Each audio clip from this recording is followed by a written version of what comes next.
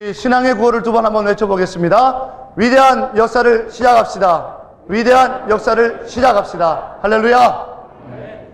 우리 삶에 이루어지는 하나님의 위대한 역사가 비록 지금은 미비한 작은 구름과 같을지라도 우리에게 역사하시는 폭풍으로 임할 때가 있으니 소망하며 주를 향하여 달려나갈 수 있는 저와 여러분에게 주의 이름으로 축원합니다.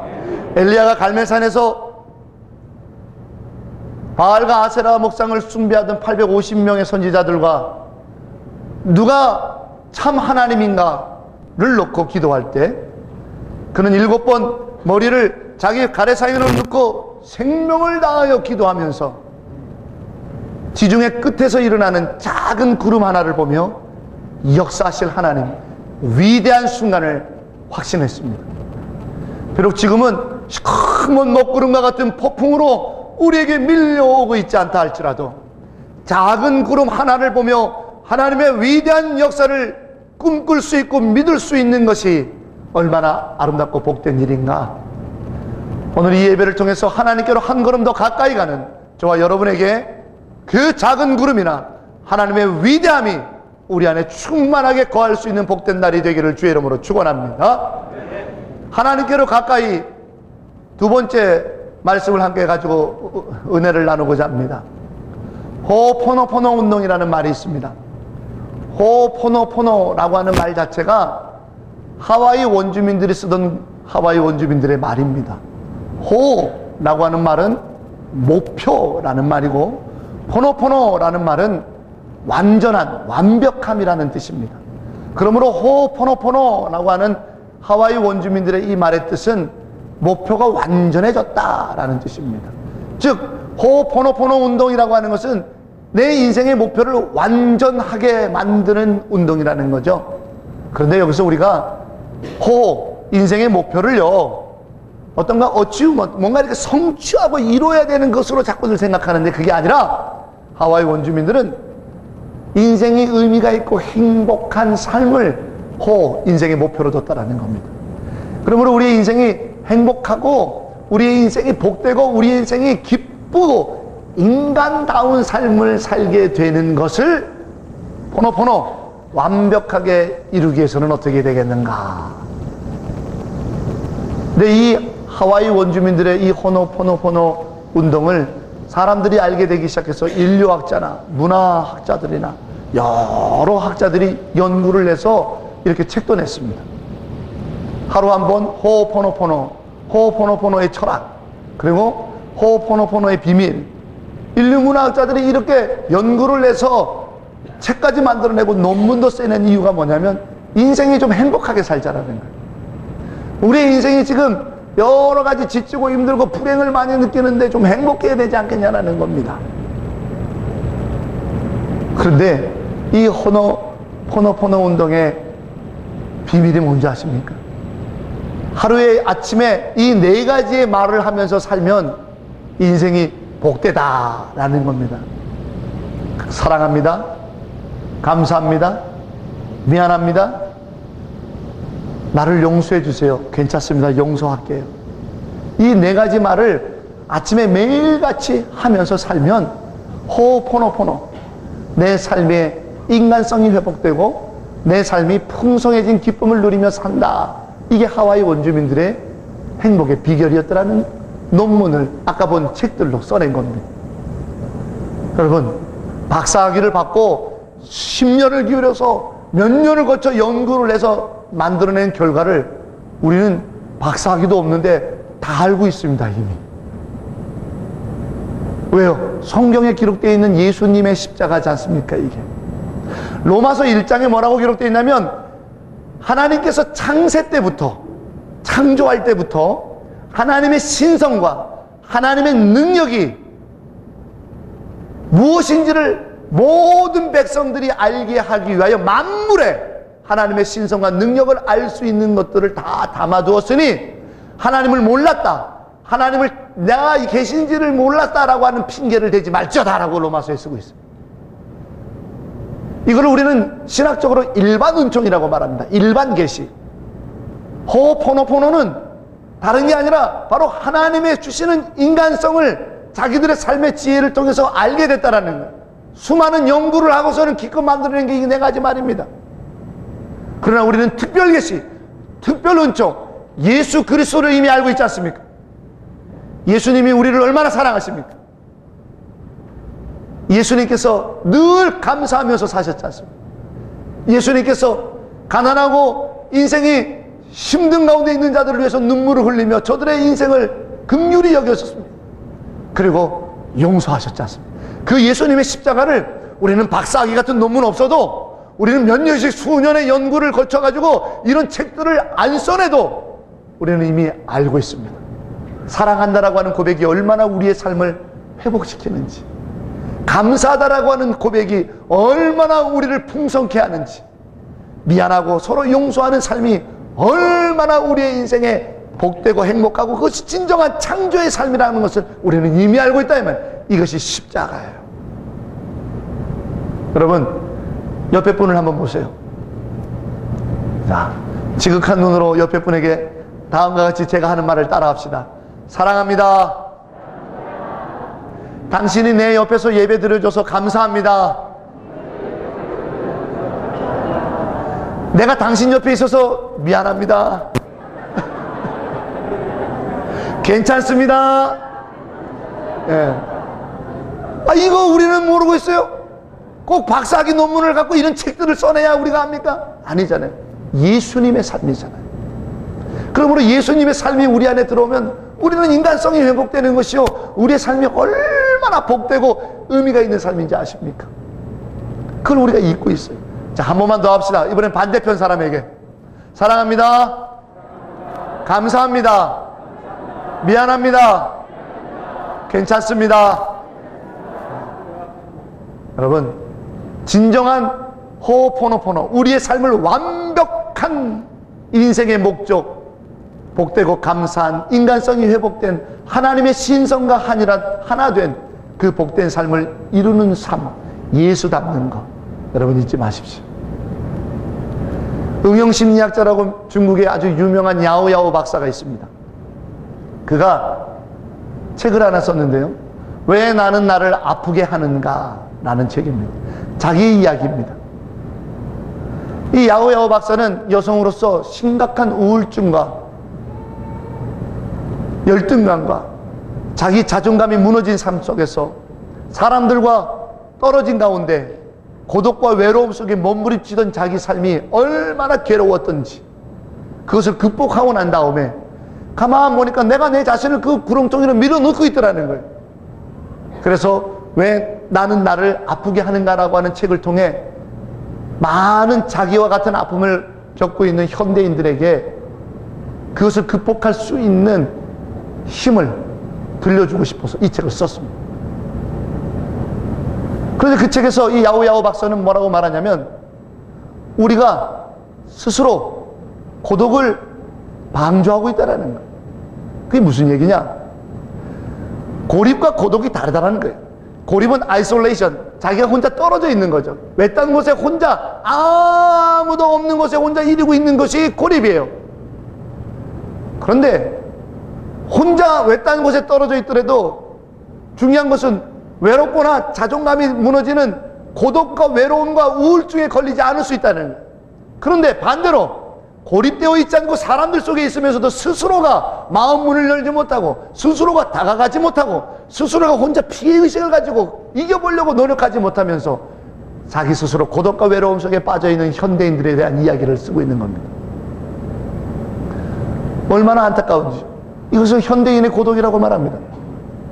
수많은 사람들이 옆에 있지만 자기 혼자 스스로를 고립시키고 있는 거예요. 스스로를 자기 피해의식을 가지고 혼자 외로워하며 앙앙거리고 있는 거예요. 이게 오늘 현대인들이. 학교에서도 같은 일은 우리 아이들 사이에서 일어나고 있습니다. 거리에 수많은 군중들이 움직이지만 소리를 닫고 있습니다. 들으려 하지 않습니다. 내 소리를 또한 들려주고도 하지 않습니다. 그러면서 하는 얘기야, 나는 소중하니까, 내 인생은 내 거니까. 이게 과연 진정한 복된 삶입니까?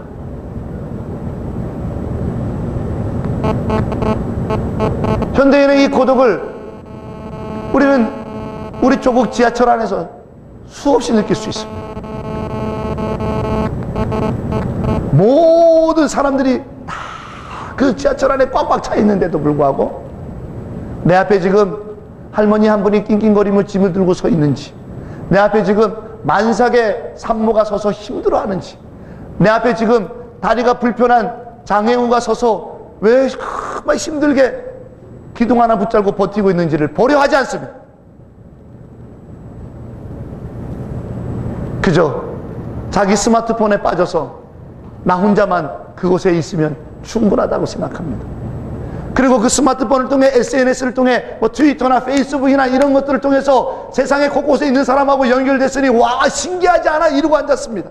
내 앞에 있는 사람의 눈물과 기쁨과 한탄과 아쉬움은 보지 못하면서, 야 내가 지금 하와이에 있는 사람하고 대화 나누고 있어, 야 내가 지금 시베리아 땅에 있는 사람하고 이야기 나누고 있어, 야 세상 좋아졌어, 모든 사람과 다 연결이 돼. 이게 연결된 것입니까?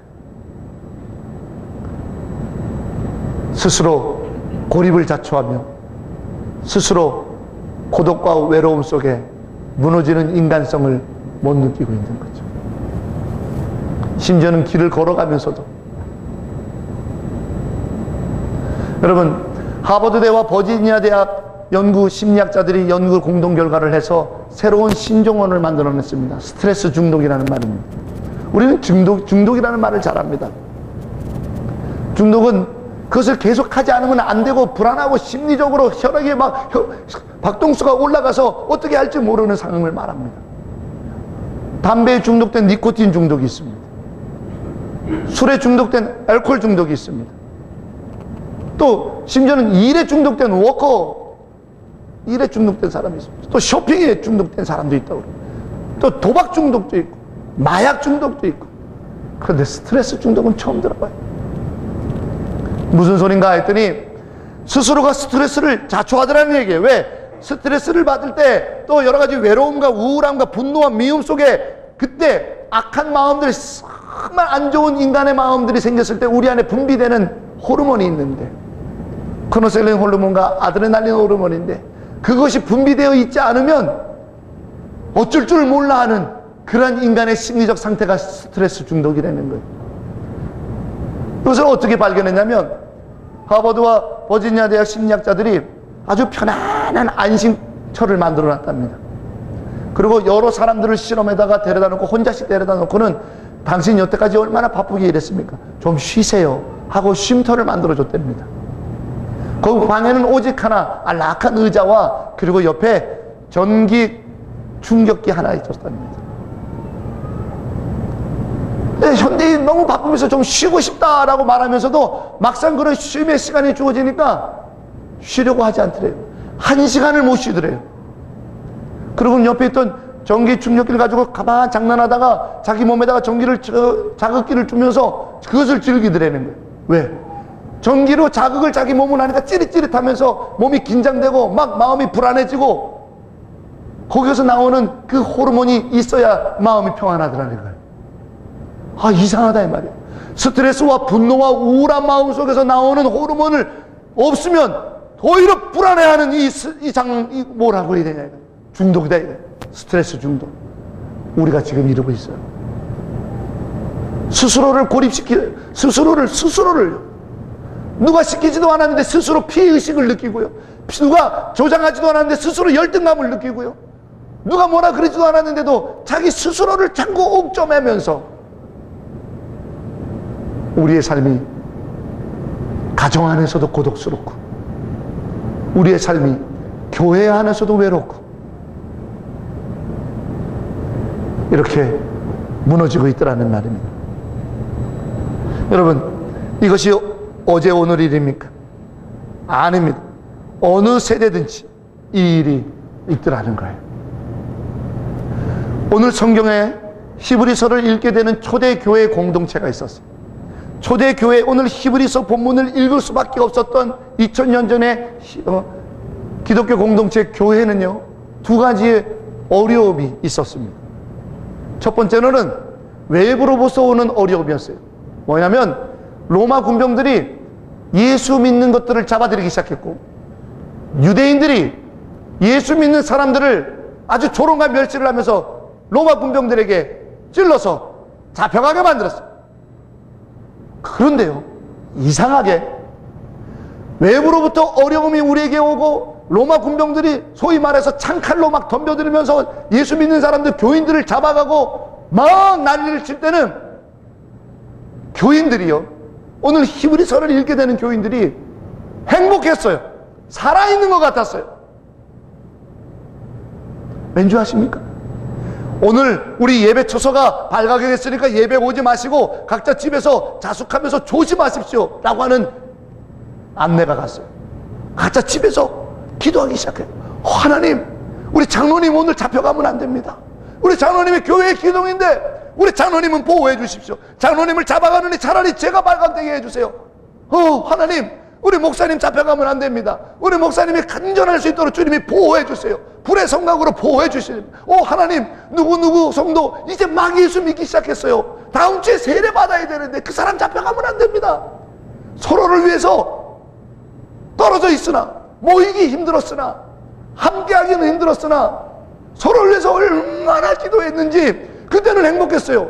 총각 칼이 내 앞에 들이대면서 예수 믿으면 죽는다라고 하는 그때는 행복했어요. 왠지 아십니까? 내 안에 서로를 향한 사랑이 들끓었기 때문입니다. 그런데 두 번째, 이 초대교회에 문제가 생겼어요. 그건 내부의 문제였어요. 서로 싸우기 시작했어요. 성도 간에 분쟁이 일어났어요. 목사와 장로 사이에 갈등이 생기기 시작했어요. 그것도 어처구니 없는 일 가지고요. 뿐만 아니라 좀 신앙생활을 먼저 오래 하고 그랬던 사람과 이제 막 들어온 사람들을 먼저 된 자들이 하찮게 여기기 시작했어요. 또한 그 교회 안에서도 인종 갖고 싸우기 시작했어요.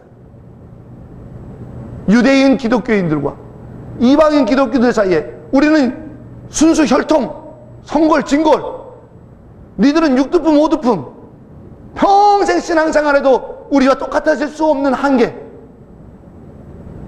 구분하기 시작했어요. 서로 갈등하기 시작했어요. 서로 싸우기 시작했어요.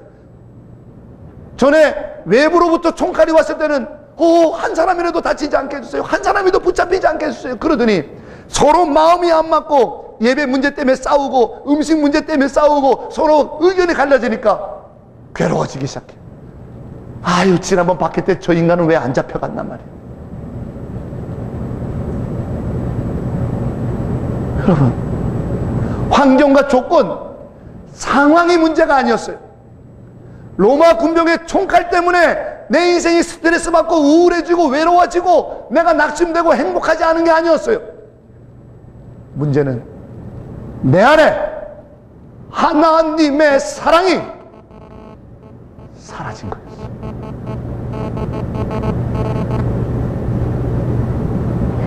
하나님의 사랑이 사라지니까 내 안에 죽을 것 같아요. 여러 사람이 같이 모여 예배드리지만 외로워 미치겠어요.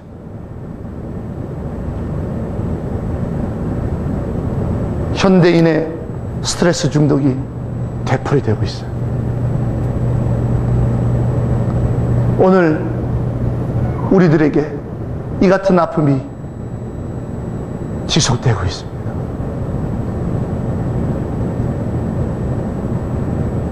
문제는 로마인의 창칼이 아니었던 거예요. 문제는 내가 생업의 문제 때문에 바쁜 게 아니었어요. 문제는 내가 건강의 문제가 아니었어요. 문제는 내 안에 하나님의 사랑이 사라진 거였어요. 여러분, 사울왕을 기억하십니까? 사울왕이 이스라엘의 첫 번째 왕입니다.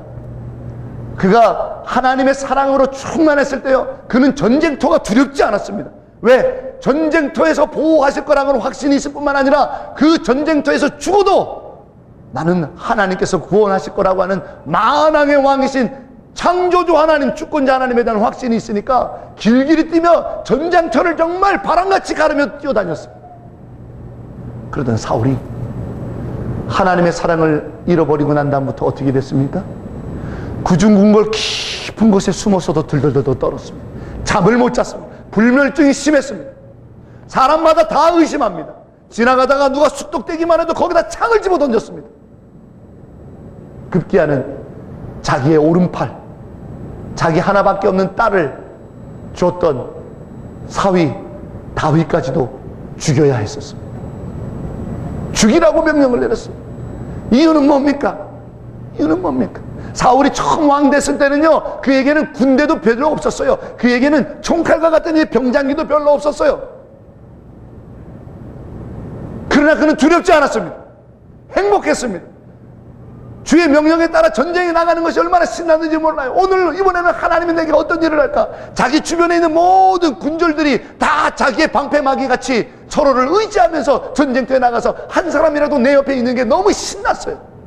그런데 하나님의 사랑이 사라지니까 그에게는 엄청난 군대도 엄청난 병장기도 있었는데 자기 옆에 있는 사위마저도 자기를 죽일 자로 착각하며 창을 집어던지는 자가 되고 말았습니다. 문제는 군대가 아니었어요. 문제는 총칼의 병장기가 아니었어요. 문제는 구중궁궐 방어막이 아니었어요. 문제는 사울왕 안에 하나님의 사랑이 사라진 것이었어요. 우리도 그렇습니다. 하나님의 사랑이 내 안에서 말라가면 나는 무너집니다. 하나님의 사랑이 내 안에서 사라지기 시작하면 내 인생의 존재 가치가 무너지기 시작합니다. 하나님의 사랑이 여러분을 감싸지 아니하면 내가 외로워요. 남편도 내 마음 모르는 것 같고, 아내도 나를 너무 섭섭하게 하는 것 같고, 자식은 말할 것도 없으며, 세상은 나에 대해서 항상 적대적으로만 느껴질 뿐이에요. 그렇게 아름답던 아내도, 그렇게 듬직하고 믿음직했던 남편도, 그렇게 사랑스러웠던 자식도 내 마음을 요만큼도 헤아릴 수 없는 사방에 둘러싼 적군과 같은 고립을, 외로움을 느끼기 시작하는 거죠. 하나님의 사랑이 사그러지면. 요한계시록 2장 4절에서 주의 성령은 교회에게 말합니다. 내가 너의 처음 사랑을 잃어버렸구나. 저는 LA에 있을 때 아주 큰 지진을 한번 경험했습니다. 진도 5.6이었으니까 굉장히 컸습니다. 당시에 교회 오피스가 목조 건물로 2층이었는데 2층에 있는데 와, 너무 겁이 나는 거예요. 막 움직이는 겁니다. 그때 교회 사무원으로 LA에 오래 살던 권사님이 계셨는데 권사님이 목사님 나가야 돼요 그러더라고요. 그래서 계단을 정신없이 내려왔어요. 막 비틀비틀거리면서 내려왔어요. 주차장 밖으로 나와서 이제 살았나 보다 하고 밖에 주차장에 나왔는데 웬걸요? 건물만 흔들리는 게 아니고 주차장까지도 흔들리는 거예요. 땅바닥이. 여러분 혹시 성지순례를 가게 되시면 에게해를 건너서 밤모섬을 한번 가보십시오. 한 2시간 반 뱃길인데요. 이게 장난이 아닌데 물살이. 작은 통통배를 타고 밤모섬까지 2시간 반 여행하는데요. 이거 배가 움직이니까 야 이거 정말 미치고 환장하겠더라고요. 객실에 있는 기둥 하나가 있는데 모든 승객들이 그 기둥에 매달리는 거예요. 근데 다 매달릴 수가 없으니까 기둥을 매달리고 있는 사람을 또 잡는 거예요. 왜? 흔들리지 않는 게 필요한 거예요. 변하지 않는 게 필요한 거예요. 내 삶의 중심이 필요했던 거예요. 우리는 이러저러한 연약함과 한계 때문에 처음 사랑을 잃어버리는 자 우리입니다. 겸손히 인정하십시오. 하나님의 그 사랑을 잃어버립니다. 하나님을 사랑했던 그 사랑을 우리는 잃어버리는 연약한 자입니다.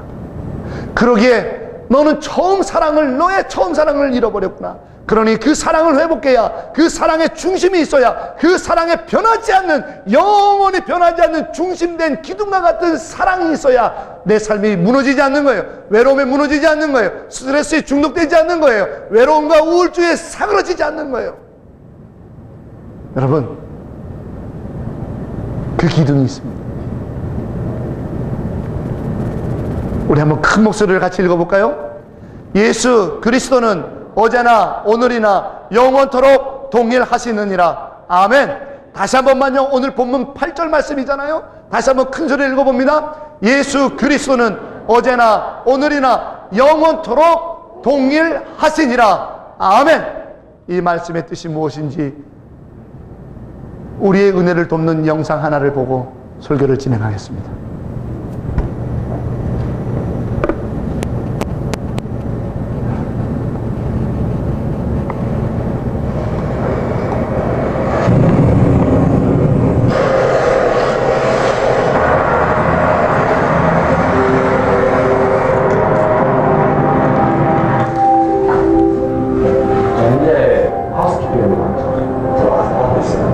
호텔에서 하우스키핑을 하고 일식집에서 웨이트리스를 해요. 정신적으로 힘든 것도 분명해요.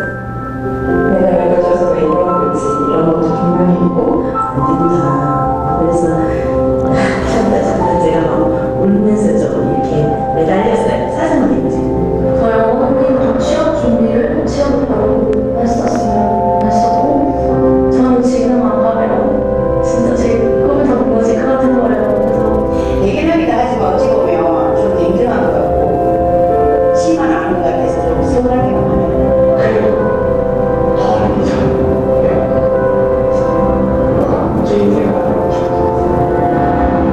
일할 때는 가족들이랑 밥 먹으러 가잖아요. 그러면 그 옆에 먹고 싶은 거 얼굴 다 먹고 맛있는 것도 해주고 했었는데 그게 안 되니까 또 먹을 때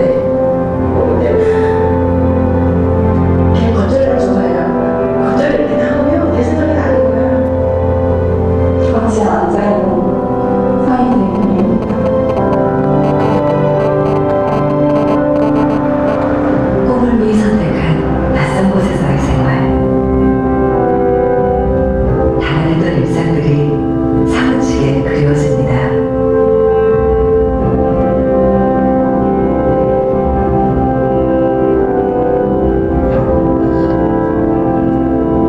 우린 꿈을 향해 달려가는 청춘들에게 특별한 선물을 하기로 했습니다.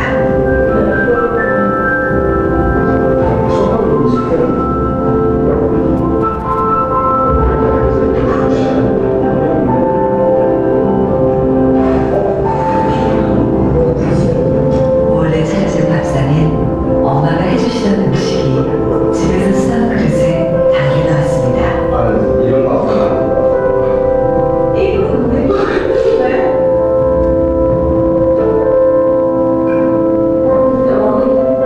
이거 내 건데?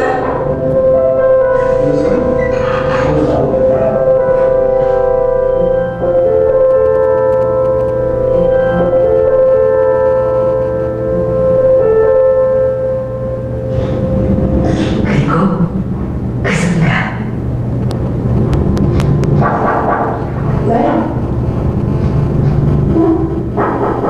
예, 누구세요? 네. 어? 어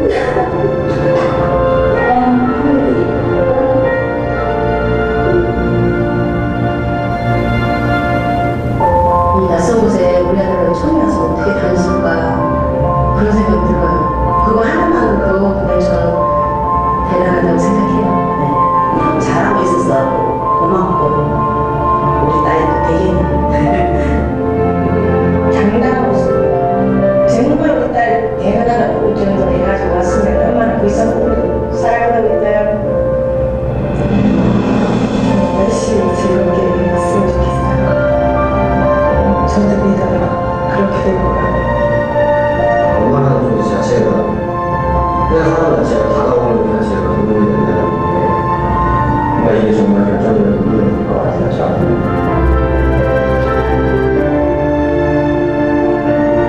꿈을 향해 달려가는 길은 때로는 힘들기도 합니다. 그 순간 가장 힘이 되는 건 당신 곁에 소중한 사람들. 그 어떤 순간에도 가장 소중한 것은 포기하지 않도록.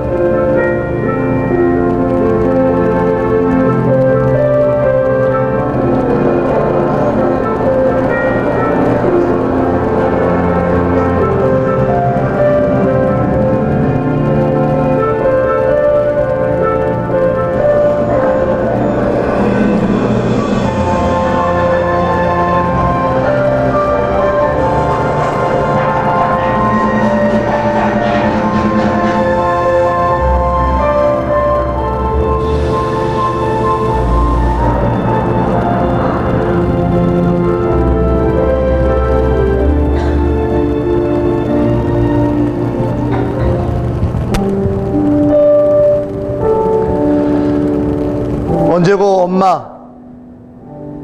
엄마는 우리의 생명의 근원을 기억하게 합니다.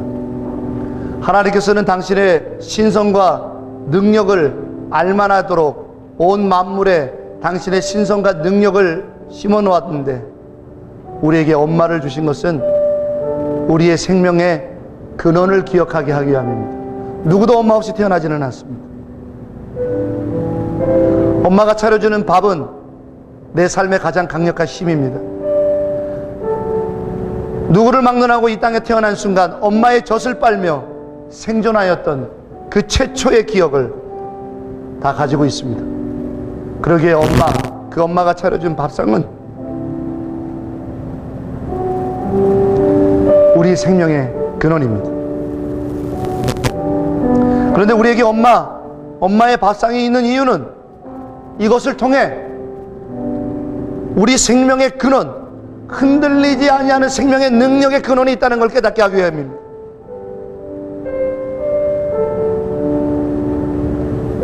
바로 예수님입니다. 예수님은 내 영원한 생명의 근원입니다. 예수님의 십자가에서부터 우리는 영생의 생명을 얻었습니다.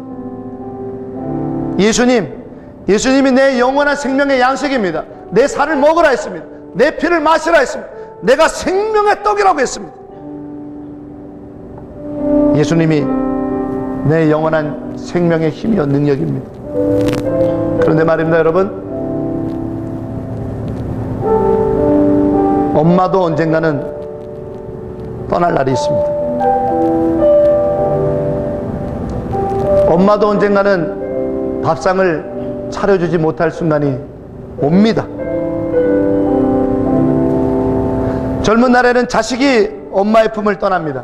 그래서 엄마가 생명의 근원으로 홀로 외로이 남아야 되고 자식에게 생명의 떡, 밥상을 차려주지 못합니다. 그런데 시간이 지나면 엄마가 자식을 떠납니다. 영원히 생명의 근원으로 이 땅에 함께 있어주지 못합니다. 그렇기 때문에 언젠가 엄마가 자식을 떠나게 될 때 자식을 위하여 밥상을 차려주지 못합니다. 근데 오늘 성경은 말합니다. 어제도 오늘도 영원히 동일하신 분이 예수님이시라. 어제도 오늘도 영원히 동일한 생명의 근원 예수님, 어제도 오늘도 영원한 생명의 떡이 되시는 예수님, 오늘 히브리서 13장 8절에 어제도 오늘도 영원히 동일하신 예수 그리스도가 우리에게 있지 않느냐. 우리 인생이 외로울 때도, 우리 인생이 무너질 때도, 우리 인생이 스트레스에 중독을 걸릴지라도, 우리 인생이 고립될지라도, 우리 인생이 고독할지라도, 우리 인생이 누군가가 내 삶을 어루만져 줄 순간이 없다 할지라도 어제도 오늘도 영원히 동일하게 나의 생명의 근원이 되는 엄마의 자궁이 되어주고, 어제도 오늘도 영원히 동일한 나의 생명의 떡이 되어주시는 예수의 살과 피가 우리에게 있으니, 그분이 영원하시다라는 이 증거가, 그분이 영원하시다라고 하는 이 확신이, 그분이 영원하신 나의 생명이요 나의 떡이라고 하는 이 놀라운 고백이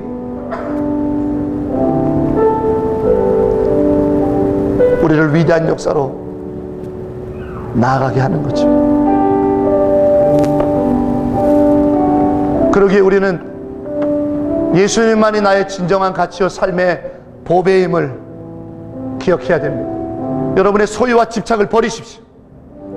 세상의 것에 소유와 집착을 갖다가 여러분 영원한 생명을 놓치는 어리석은 일을 감당하지 마십시오.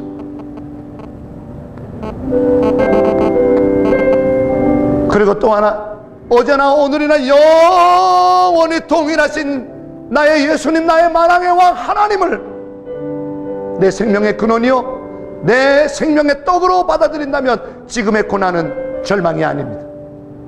오늘 성경도 쓰고 있습니다.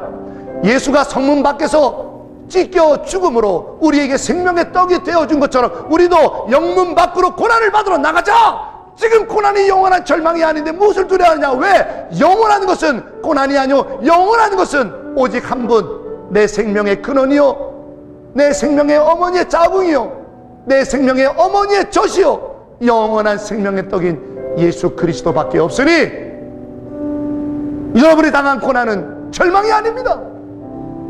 여러분이 당한 고난은 낭망이 아닙니다. 여러분이 당한 고난은 인생의 결론이 아닙니다. 어제나 오늘도 영원히 동일하신 주님이 계시기 때문에, 그리고 무엇보다도 어제도 오늘도 영원히 동일하신 주님을 내가 믿기에 자식을 위해 울 수 있는 겁니다. 나는 떠나가도, 나는 밥상을 차려주지 못해도, 나는 영원한 생명의 어머니 자궁으로 내 자식의 생명의 근원이 되지 못하고 땅에 묻힌 순간이라도 어제나 오늘 동일하게 영원히 생명의 근원이요 생명의 밥상이 되어주시는 예수께 내 자식을 위해서 울 수 있는 이유가 지금부터 영원하신 하나님을 믿기 때문입니다. 그 하나님이 없다면 우리가 어떻게 자식을 위해 울 수 있습니까? 내가 자식을 위해 얼마나 더 많이 밥상을 차려줄 수 있습니까? 내가 자식에게 얼마나 많은 생명의 근원이 몇 년이나 더 내줄 수 있습니까? 자식을 위해 울 수 있는 이유는 바로 이 영원하신 하나님을 믿기 때문입니다. 나는 떠나갑니다. 하나님, 나는 더 이상 늙고 병들고 이 땅에서 생명이 끊어져서 내 자식에게 밥 한 끼 차려줄 수 없습니다. 하나님, 그러나 어제나 오늘이나 영원토록 동일한 생명이요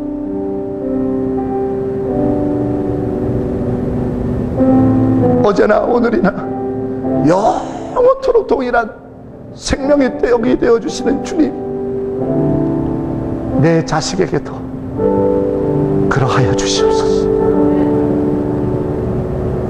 영원한 하나님이 얼마나 감사한지요, 영원하신 하나님이 얼마나 소중한지요, 내가 하나님의 영원하심을 믿는 일이 얼마나 위대한 일인지요. 사랑하는 여러분, 어제나 오늘이나 영원토록 동일하신 분은 주님밖에 없습니다. 그 하나님을 오늘 받아들이십시오. 그리고 가장 가치 있는 인생을 이제부터 시작하시고 지금의 고난에 의해 절망으로 무너지지 마시며 자식을 위해 마음껏 영원하신 주님께 우십시오. 위대한 역사가 작은 구름 위를지라도 때가 되면 폭우가 돼서 차고 넘칠 것입니다.